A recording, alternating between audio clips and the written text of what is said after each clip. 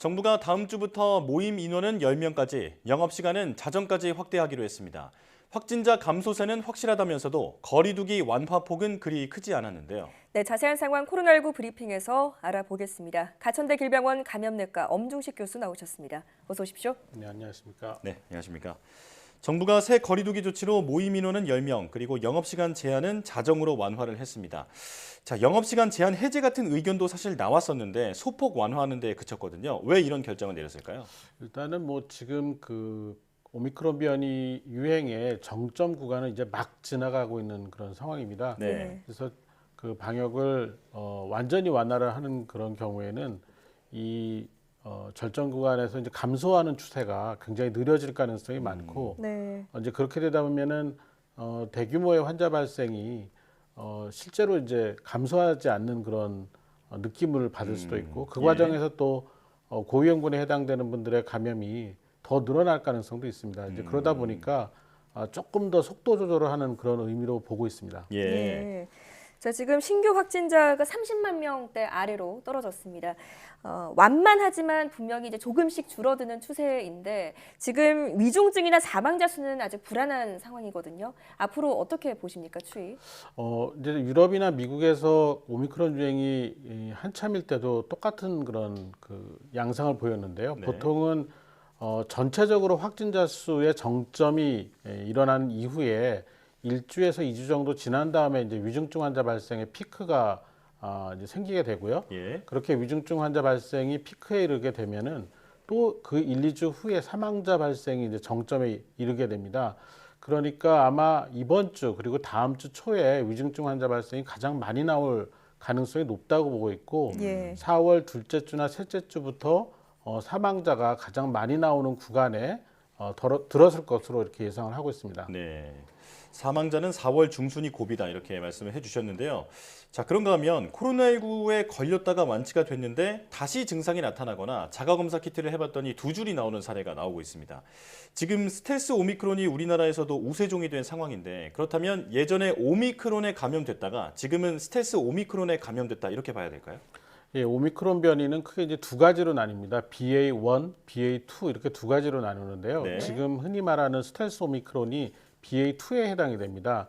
오미크론 변이 유행 과정에서 보면 BA1이 전체적인 유행을 주도하다가 지난주부터 BA2 하위 변이가 전체 유행을 다시 주도하는 그런 상황이 됐는데요. 예. 많지는 않지만 일부에서 BA1에 감염이 됐다가 회복이 됐는데 다시 BA2에 의한 감염이 발생하는 그러니까 재감염 사례들이 보이고 있습니다. 네. 이런 경우가 증상이 좋아졌다가 다시 발생하거나 이제 검사에서 다시 양성을 보이는 그런 사례라고 보고 있습니다. 예. 네. 완치가 되고 나서 회복이 됐다 하더라도 마음을 안심해서는 안 되겠군요. 네, 그래서 재감염 사례가 워낙 이제 드물지 않게 보이기 때문에 감염됐다가 회복이 되더라도 마스크 착용을 잘 하고 예. 좀 주의를 기울여야 되는 상황입니다. 네. 자, 그리고 그런가 하면 지금 정부가 국민 대상으로 항체 양성률을 조사하겠다 이렇게 입장을 밝혔는데 확진자가 급증하면서 그중에 분명 이제 숨은 감염자가 있을 것이다 이런 그 우려가 컸잖아요. 국민 상당수가 지금 이제 항체를 보유하고 있을까요?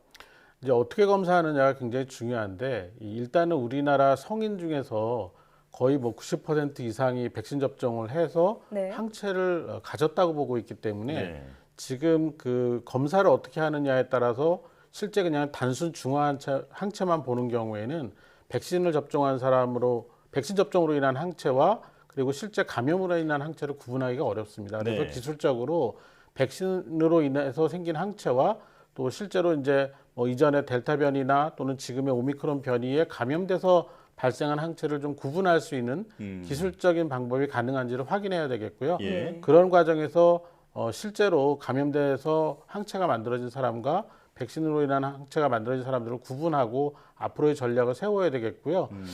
그렇지만 이제 12세 미만의 어린이 같은 경우에는 이제 백신 접종을 하지 않았기 때문에 앞으로 이 항체 검사가 이 어린이 영유아에서 감염이 어떻게 진행됐는지 숨은 감염자를 찾는 데 상당히 도움이 될 것 같습니다. 네.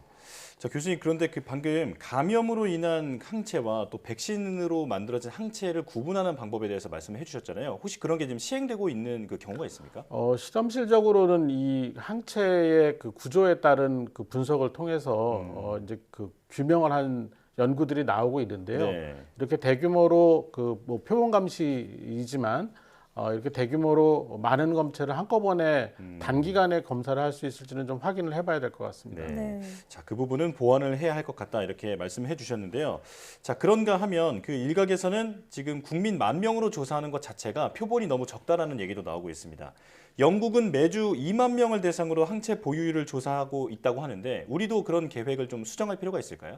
결국은 이제 이런 그 항체 검사를 할 수 있는 인프라가 얼마나 되어 있느냐가 굉장히 중요한데요. 네. 네. 이제 우리나라는 이런 것을 정기적으로 주기적으로 많은 사람에게서 반복적으로 할 수 있는 인프라가 아직 갖추어지지 않았습니다. 예. 이제 이런 부분들이 보완이 된다면 우리도 일정한 주기를 가지고 계속해서 반복적인 검사를 통해서 감염 추이를 볼 수가 있겠는데요. 이제 그런 인프라를 갖추기 위한 첫 단추로 항체 조사를 본격적으로 시작하는 것도 상당한 의미가 있다고 생각을 합니다. 네, 알겠습니다. 자, 이제는 코로나 후유증에 대해서 좀 이야기를 나눠보겠습니다. 조사를 해보니까 상당수가 후유증을 겪었고 또 오랜 시간 지속이 됐다 이렇게 조사가 됐는데요. 교수님께서 이제 임상에서 만난 후유증은 어떤 것들이 있었고 또 그 증상은 어느 정도로 지속이 됐습니까? 예, 영어로 롱 코비드 신드롬이라고 이제 코로나19를 감염된 후에 나타나는 증후군들인데요. 예. 연구에 따르면은 가장 흔한 증상이 이제 그 피로감, 그리고 예. 두통, 그리고 이제 호흡기 증상, 기침가래 같은 것들이 오래 남아 있는 경우가 있겠고요. 그 이외에도 이런 인지 기능의 장애라든지 또는 이 후각의 이상이 지속이 되는 그런 경우, 그리고 원인을 알 수 없는 근육통 같은 것들이 오래 지속되는 여러 가지 증상들이 거의 전체 우리 몸의 장기에서 발생할 수 있다고 되어 있고요. 네. 옥스퍼드 대학의 연구에 의하면 한 23만 명 정도를 분석을 해봤더니 30% 이상이 이런 그 코로나19 이후에 여러 가지 증후군이 한 달 이상 지속되는 그런 상황을 경험하고 있는 것으로 되어 있습니다. 예. 제가 진료하는 현장에서도 실제 코로나19 감염된 후 중에 특히 이제 백신을 미접종한 상태에서 중증으로 앓은 분들이 이런 그 코로나19가 다 끝났는데도 불구하고 여러 가지 증상을 호소하는 경우가 많고 네. 가장 흔한 증상은 역시 호흡기 증상, 그러니까 숨이 좀 짧아지고 기침이 계속 있는 증상이나 전신 쇠약감이나 뭐 무기력하다 뭐 이런 증상들을 많이 호소하고 있습니다. 예. 원인 모를 증상들이 많이 나타난다 이렇게 말씀을 하셨는데 지금 치료법도 제대로 알려지지 않고 있잖아요. 앞으로 정부는 어떻게 좀 대처를 하면 좋겠습니까? 일단 코로나19에 감염됐던 사람들 중에 이렇게 오랫동안 그 코로나19로 19 이후에 그 없던 증상 이전에 없던 증상들이 코로나19 이후에 발생한 증상이 있는 사람들을 등록하고 그 사람들이 앞으로 어떻게 변해가는지에 대한 추적 조사를 하는 과정에서 여러 가지 원인이나 또는 치료 방법에 대한 연구가 본격적으로 이루어져야 될 것 같습니다. 예. 네.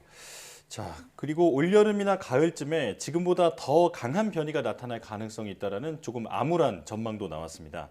지금 코로나19 팬데믹 이후를 살펴보면 6, 7개월마다 새로운 변이가 나타나서 유행을 주도하고 있거든요. 교수님께서는 어떻게 전망하십니까?